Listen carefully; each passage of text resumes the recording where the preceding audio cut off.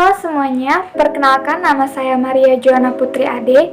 Saya dari Universitas Negeri Jakarta, Program Studi Pendidikan Masyarakat, kelas A, Angkatan tahun 2019.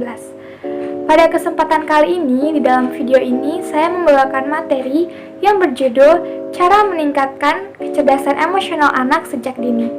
Video ini dibuat untuk pemenuhan tugas akhir mata kuliah Teori Belajar dan Pembelajaran yang diampu oleh Dr. Anda Yenina Akmal M.Hum.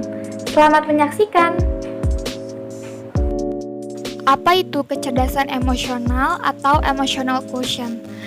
Jadi, kecerdasan emosional anak menjadi salah satu hal penting bagi perkembangan dan masa depan anak. Emotional Intellectual Quotient atau EQ menggambarkan mengenai kemampuan seseorang dalam mengatur emosi dengan cara yang sehat. Anak yang memiliki kecerdasan emosi yang tinggi biasanya akan bisa mengelola emosinya, menerima diri dan orang lain, serta bisa lebih empati pada orang lain dan juga lingkungannya. Lalu, apa aja sih ciri dari seorang anak memiliki kecerdasan emosional? Di sini kita mempunyai 5 ciri. Yang pertama, yaitu mampu mengenali emosinya sendiri. Salah satu parameter anak yang cerdas secara emosi ialah bisa mengenali emosi itu sendiri, khususnya emosi yang dirasakannya. Anak mungkin akan terbiasa mengungkapkan perasaan dan emosi dasar terlebih dahulu, baru berkembang menjadi lebih kompleks seiring bertambahnya usia. Contohnya seperti ini, "Aku sedih bunda, aku merasa marah." Itulah beberapa contoh emosi dasar yang sudah bisa diungkapkan oleh anak usia dini. Oleh karena itu, sangat penting untuk melatih anak agar bisa mengidentifikasi perasaan yang ia rasakan. Yang kedua, jadi pendengar yang baik.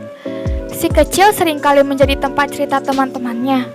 Berbahagialah karena tandanya ia sudah memiliki potensi cerdas secara emosi. Kepercayaan teman-temannya padanya bisa menandakan bahwa si kecil memiliki nilai sebagai pendengar yang baik. Seorang anak yang menjadi pendengar serta problem solver yang baik biasanya memiliki rasa empati yang tinggi pada sesamanya. Lalu yang ketiga, berinisiatif melakukan kebaikan. Selain mampu mengidentifikasi emosi dalam dirinya sendiri, anak dengan kecerdasan emosi akan lebih mampu responsif dalam berbuat kebaikan kepada orang lain. Bahkan tanpa disuruh atau diminta, ia akan berinisiatif melakukannya sebagai bagian dari panggilan hatinya. Mereka memahami etika dalam bersosialisasi dan melakukan pertolongan agar lingkungannya merasa nyaman dan terbantu.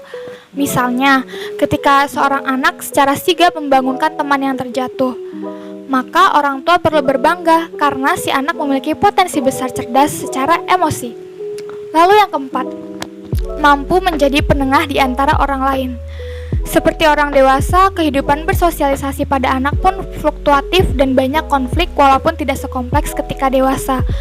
Pertengkaran pada anak sudah biasa, namun menjadi luar biasa bila dalam situasi tersebut si anak bisa berinisiatif untuk berdamai.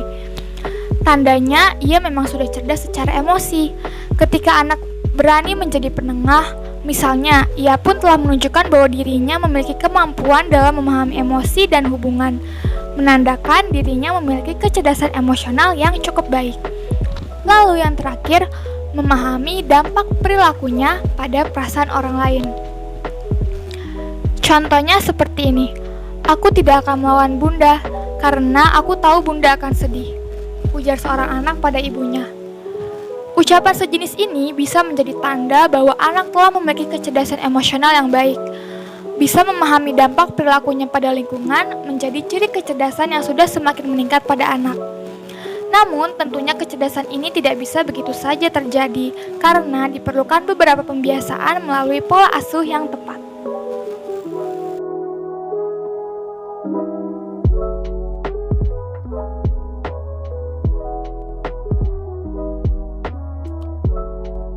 Selanjutnya adalah pola asuh untuk meningkatkan kecerdasan emosional anak.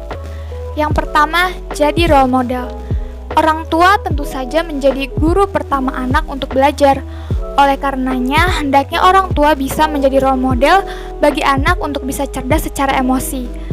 Ingat saja bahwa pada prinsipnya, anak butuh contoh yang konkret sehingga ia bisa menirunya. Misalnya, perlihatkan bagaimana orang tua bisa memperlihatkan empati pada berbagai kesempatan. Anak akan belajar dari sikap Anda dalam keseharian melalui perilaku yang akan berlanjut menjadi kepribadian yang menetap. Yang kedua, ubah mindset. Masih berpikiran bahwa kecerdasan intelektual adalah segalanya? Bila ya, cobalah ubah mindset menjadi lebih kompleks dan terbuka. Pola pikir seperti ini tentu saja akan memengaruhi perilaku pengasuhan yang akan membentuk pola pikir, kepribadian, dan kecerdasan emosional anak. Tetaplah coba seimbangkan dengan memberikan stimulasi secara menyeluruh, mulai dari kecerdasan intelektual, emosional, juga spiritual, sehingga si anak bisa tumbuh menjadi manusia yang memiliki kecerdasan secara holistik dan memiliki karakter yang positif. Yang ketiga, menjadi pendengar yang aktif. Salah satu cara membentuk kepribadian anak yang penuh empati serta menjadi pendengar yang baik, tentu saja orang tua sebaiknya menjadi pendengar aktif bagi anak. Cobalah untuk selalu responsif mendengarkan ceritanya. Saat mendengarkan, posisikan mata sejajar dengan si anak agar ia merasa nyaman. Jangan sampai si anak bercerita sambil tertenggak ke atas. Buatlah suasana sesantai mungkin agar sang anak tahu bahwa ia didengarkan dan memiliki nilai yang berharga bagi orang di sekitarnya, khususnya di mata orang tuanya. Lalu yang terakhir adalah berikan apresiasi setiap kebaikannya. Biasakan untuk selalu memberikan apresiasi setiap pencapaian kebaikan yang dilakukan.